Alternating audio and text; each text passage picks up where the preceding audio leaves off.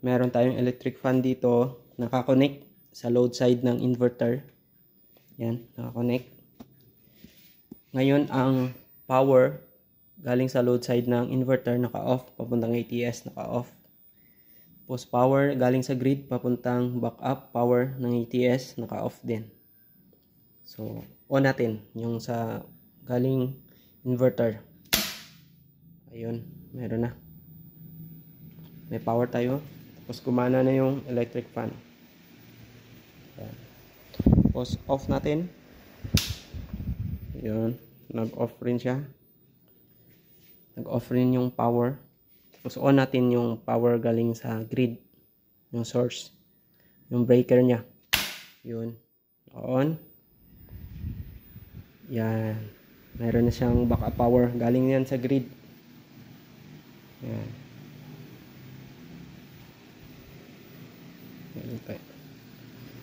Tapos on na rin natin itong power galing sa yung breaker galing sa load side ng inverter, galing inverter dito. Yan. Yun, lumipat siya dito. Yan, A close na siya, naka-close na yung A. May power na rin, tapos naka-on. Yan. Bali yung nagsusupply ngayon galing inverter. So, subukan kong i-off galing inverter. Yun. Wala nang power yung galing inverter.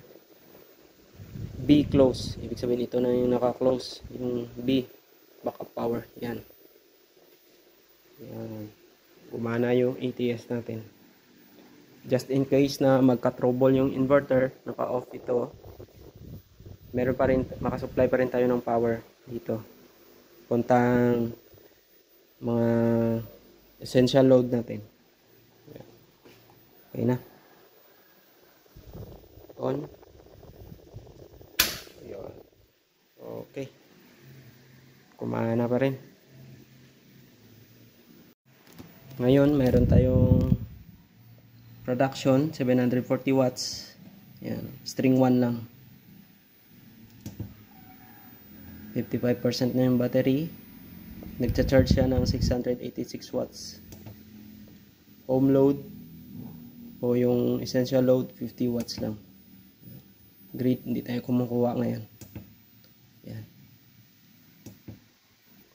Okay. DAE 5 kilowatt, hybrid on grid, Deodar 100 AH, 51.2 volts. Yan. Yan. Basic wiring connection ng hybrid on grid DAE 5 kilowatt inverter. Yan. Okay.